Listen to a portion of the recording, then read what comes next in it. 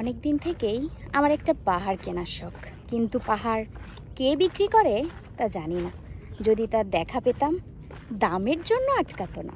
আমার নিজস্ব একটা নদী আছে, সেটাই দিয়ে দিতাম পাহাড়টার বদলে। কে না জানে পাহাড়ের চেয়ে নদীর দামই বেশি।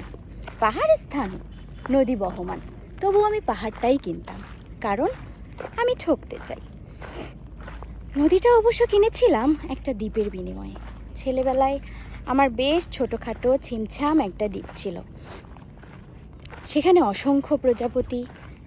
শৈশবে দ্বীপটি ছিল আমার বড় প্রিয়। যৌবনে দ্বীপটি আমার কাছে মাপে ছোট লাগলো। প্রবাহমান ছিপছিপে নদীটি বেশ পছন্দ হলো আমার।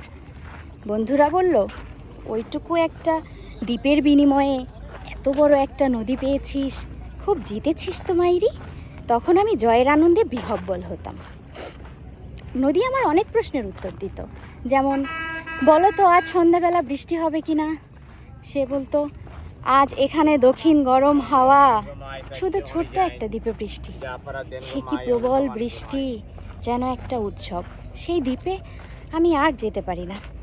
সে জানতো, সবাই জানে, শৈশবে আর ফেরা যায় না। এখন আমি একটা পাহাড় কিনতে চাই। সেই পাহাড়ের কাছে থাকবে গহন অরণ্য। আমি সেই অরণ্য পার হয়ে যাব, তারপর শুধু রুক্ষ কঠিন পাহাড়, খুব কাছে আকাশ, নিচে বিপুলা পৃথিবী, চরাচরে তীব্র নির্জনতা। আমার কণ্ঠস্বর সেখানে কেউ শুনতে পাবে না। আমি শুধু 10 দিককে উদ্দেশ্য করে বলবো, এখানে প্রত্যেক মানুষই অহংকারী। এখানে আমি একা, আমার কোনো অহংকার নেই। এখানে জয়ী হবার বদলে ক্ষমা চাইতে ভালো লাগে।